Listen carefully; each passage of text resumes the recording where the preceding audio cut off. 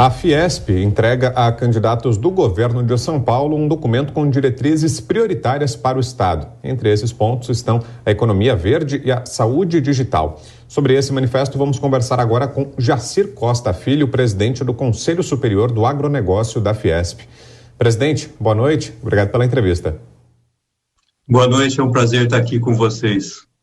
Presidente, queria que o senhor nos atualizasse quais candidatos já receberam esse documento, quais ainda vão receber nos próximos dias e como é que têm sido as reações. Eles têm se comprometido a seguir todos esses pontos enumerados pela Fiesp? Os documentos foram entregues a quase todos os candidatos. Está faltando a candidata Soraya e o presidente Bolsonaro receberem a agenda. Todos que receberam se comprometeram em ler e questionar aquilo que pode ser aplicado. Então, nós acreditamos que vai ter uma boa recepção, porque são pontos importantes para a indústria paulista e para o Brasil. O senhor citou pontos importantes para a indústria paulista e para o Brasil, então eu imagino que essas questões na área da economia, o Brown citou na abertura, presidente, economia verde ou bioeconomia, são algumas das principais diretrizes que estão nesse documento. Dá para o senhor detalhar esses pontos para a gente? Sim, sem dúvida. No que se tange à bioeconomia, eu que presido lá o Conselho do Agronegócio, nós estamos falando de bioinsumos, de biofertilizantes, que tem sido muito difundido, principalmente agora nessa falta de fertilizantes que a nossa agricultura enfrentou, que foi utilizado e que pôde suprir, em boa parte, a falta desse importante insumo para o agronegócio brasileiro.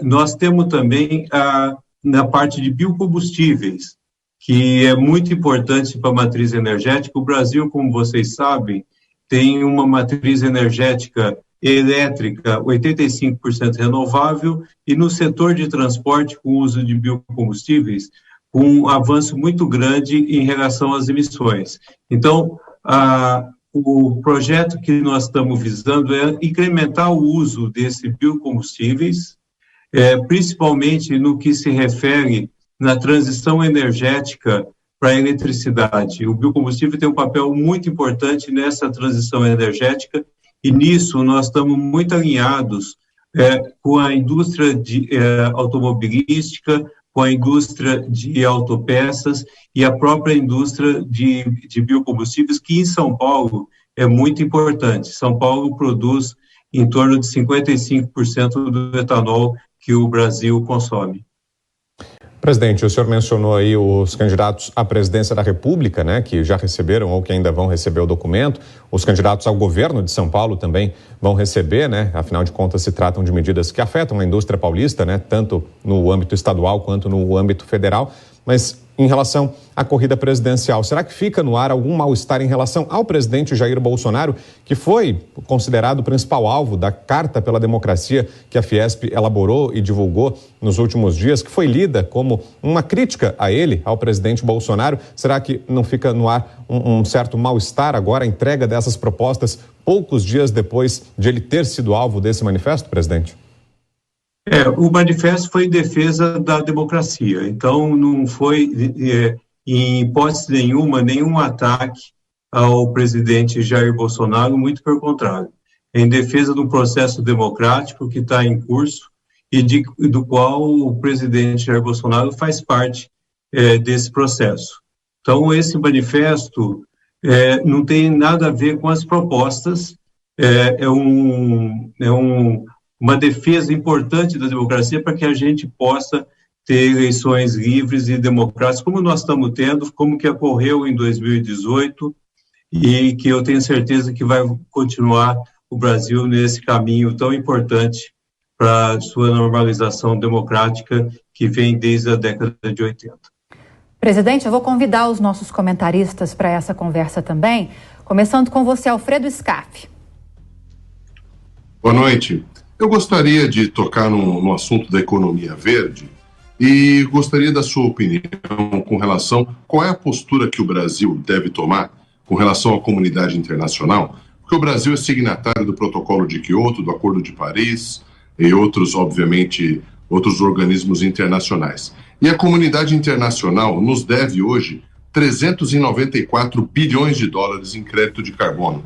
É o maior calote internacional que o Brasil sofre, fora as opiniões que eles querem dar palpite aqui na floresta amazônica e no nosso biossistema, mas eles nos devem tudo isso. E o presidente Joe Biden também prometeu 20 bilhões de dólares ao Brasil. E o ex-ministro Ricardo Salles, do Meio Ambiente, cobrou tudo isso na Convenção do Clima em Madrid em 2019, dando um start aí da volta ao respeito ao Brasil, porque o Brasil era motivo de mentiras e fake news internacionais, né? Pessoas brasileiras, do governo brasileiro, falando mal do Brasil lá fora, e isso foi revertido a partir desse encontro, desse acordo climático de Madrid em 2019. Como é que o senhor enxerga que um presidente da República deve se comportar e se o Brasil, como é que o Brasil vai assinar alguma coisa com essa comunidade internacional que é signatária e não cumpre com o seu dever do pagamento do crédito de carbono?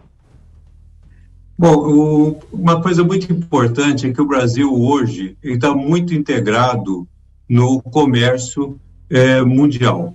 Então, o Brasil ele é reconhecido não só como uma potência agroalimentar, mas também como uma potência no sentido ambiental. A gente vê todas essas empresas que querem atuar no mercado de carbono estão vindo estudar aqui o Brasil, principalmente no que se refere ao agronegócio. Então, eu acredito que é uma coisa natural essa inserção e esse trabalho de valorização não só da economia verde brasileira, mas também com relação a valorizar os produtos brasileiros, que cada vez mais eles estão sustentáveis. Veja o exemplo importante que a gente tem da indústria de cana-de-açúcar, uma indústria da qual eu atuo há mais de 30 anos.